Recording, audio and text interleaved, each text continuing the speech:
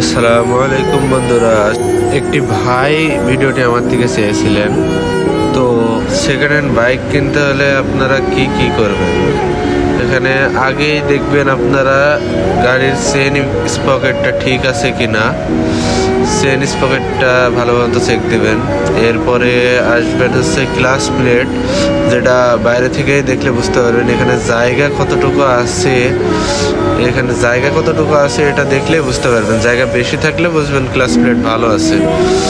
এরপরে চলে আসবেন সাইলেন্সার পাইপে আঙুল দিলেই এই যে দেখছেন কালি, এই কালি যদি অতিরিক্ত আর যদি একটু স্যাঁতসেঁতে হয় তাহলে বুঝবেন ইঞ্জিনে সমস্যা আছে।